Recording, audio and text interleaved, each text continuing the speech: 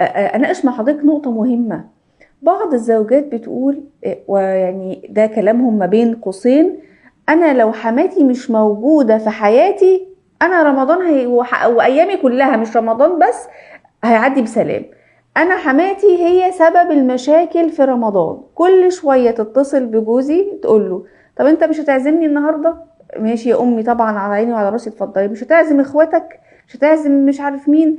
والاقيها كل مرة تتكلم معاه مثلا على مصاريف، على حاجة، ده مراتك عملت، ده مراتك عزمت اهلها وما عزمتناش. فكل المشاكل اللي بتحصل عند بعض البيوت بتبقى سببها الحموات. فتيجي الزوجة تقول ايه: انا هقطع علاقتي بيها، هي هتدمرني، هي مش هتسكت الا لما تطلقني في رمضان، او ان انا ما اقعدش في بيتي. رأي حضرتك ايه في الكلام ده؟ والله يؤسفني جدا اسمع انه في زي كذا اشياء تصير يعني تقصدا في رمضان. مم. لكن ايش نقول احنا قلنا البيت عباره عن نظام كامل، لا يسير فيه شخص واحد ولا يمشي شخص واحد، الرجل والمراه هم المسؤولين في البيت. فلما يكون عندهم في النظام في رمضان، يعني في بعض العائلات، خلينا نعطيك نماذج. في بعض العائلات مم. من يوم ما يدخل رمضان سحور فطور لازم عندهم عزايم، فالزوجة والبنات والعائلة كلها في شغل في القصة دي كلها. فتخيلي رمضان لما ينقضي كله، خلاص طول السنة ما عزمناهم، يعني نحن طول السنة بنعزمهم، اشمعنى مم. في رمضان بهذا الشكل؟ في عائلات لما يدخل رمضان تقول لي قبل رمضان اسوي العزايم واخلصها، في رمضان اقول لهم لا حد يعزمني ولا تنتظروا مني شيء. مم. ويكون مم. باتفاق الرجل والمرأة.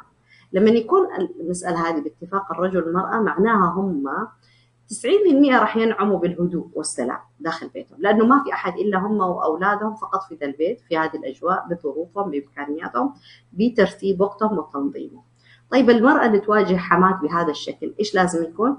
نقول مم. ما تتصادم مع أحد، لكن تسوي نظام. سبحان الله يعني دائما آه يعني النظام والترتيب والمداراة يعني يحل الإشكالية في الشيء. مم. فممكن نقول طيب ماشي، العزايم كلها نخليها في العشرة الأولى من رمضان.